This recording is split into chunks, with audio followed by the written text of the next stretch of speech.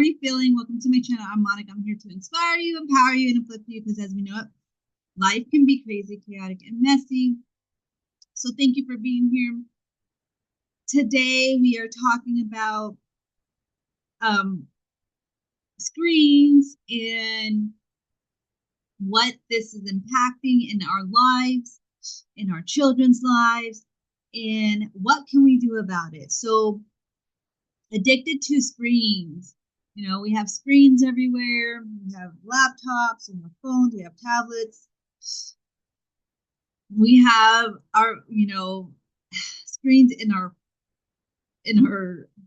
cars. We have screens outside. Just everywhere we go, we have screens. And so I just want to go over some research that I found on how it's affecting our physiological body. Okay. So there are studies shown that taken together, screen internet addiction is associated with structural and functional changes in the brain, involving our beautiful emotional processing, our decision making, and cognitive control. And if that is not a red flag, I don't know what is, because these functions are our everyday life. These emotional, we need to feel, right? Need to be running well. Our cognitive need to be just on point if we're going to be thinking and asking questions and how to create a beautiful, harmonious, inspiring community. We need these functional properties working well. So what does it affect? Well, studies show it affects the gray matter and the white matter. So we'll go over the gray matter. The gray matter actually is the frontal lobe. It showed that it is having our brain shrink, meaning atrophy. It is shrinking our brain in the tissue. So the front is where the gray matter happens. And the frontal lobe, is charge of planning, organizing, and impulse control. So I don't know about you, but we need to be aware of this. Another finding is a very, very red flag for me, because it is shown that it damages a known area known as the insula. And the insula in our brain involves our capacity to developing empathy and compassion for others. So if you can imagine, we're all addicted to screens, and our number one source of being human being is our compassion, empathy, to feel what others feel. If that is dampened, we're gonna have a lot of issues, because people are numbing. They're numbing, and they are destroying that part of our brain that involves the capacity to feel, the capacity to have compassion for one another. Another thing that it impacts is the loss of white matter, and it showed loss of patches in the brain where the connection to and from both right and left hemisphere are not firing. So if they're not firing, they're misfiring, they're connecting and disconnecting. It is interrupting the cognitive and emotional structural connection. And we need these for the logical, for the planning, for the thinking, for the details, and then the creative side of our brain to work as well, so we can have our imagination, so we can look past the problems, so we can think of creative solutions, be innovative. It's we need these two parts of our brain, of our mind, to work simultaneously so we can thrive as a community. And then the last one is of course a finding, and I think we're all aware of it, that anything that is in excess can be an addiction. And this shows that in the brain, video games have shown a reward processing and addiction, thus causing cravings and urging to play games, producing changes similar to that of drug cravings.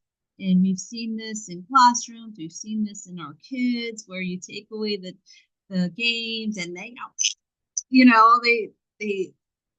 they throw a tantrum, but they're throwing a tantrum because of the dopamine cravings receptors are being triggered, and their body is just reacting to the overstimulus of overactive system that has not been able to regulate their nervous system, has not been able to use the techniques of breathing, use the techniques of taking a break, using the techniques of going for a walk, using the techniques of going to nature, instead of being on electronics. Okay, so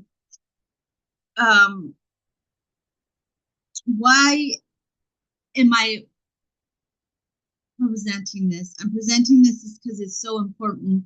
It is a problem in our lives. It's a problem in, maybe you're not a parent yet, but maybe you are an adult that you are seeing that you're constantly on your phone as well.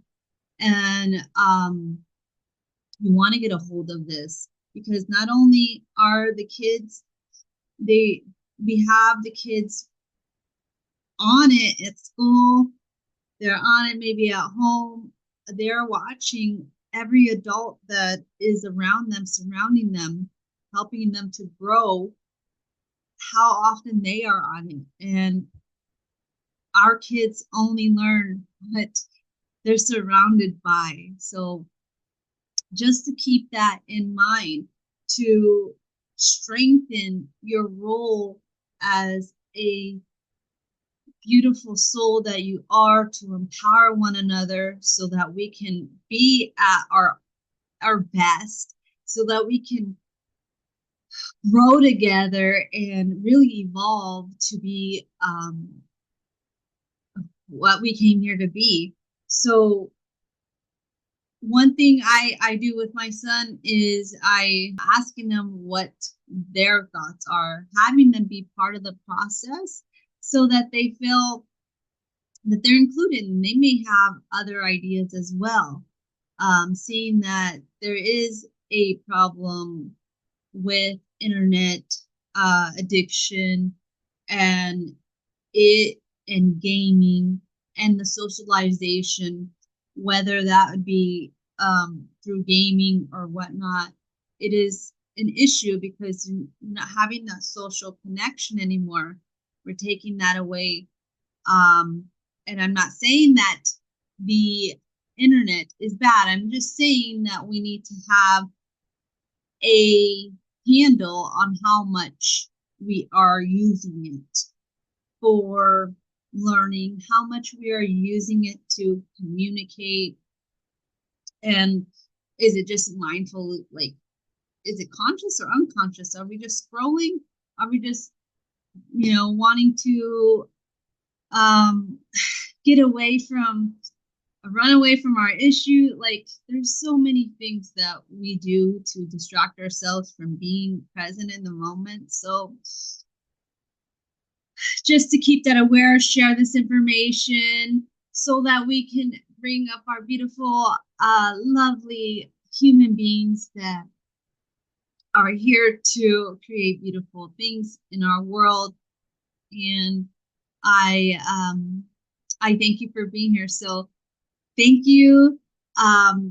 Remember to be aware of how much you're on it, because the kids are always watching you. They're watching how present you are. And whether this, it is something that we can all do together to help one another. So press the like, subscribe, and share. And I really look forward to speaking to you again on my next video. So have a beautiful day.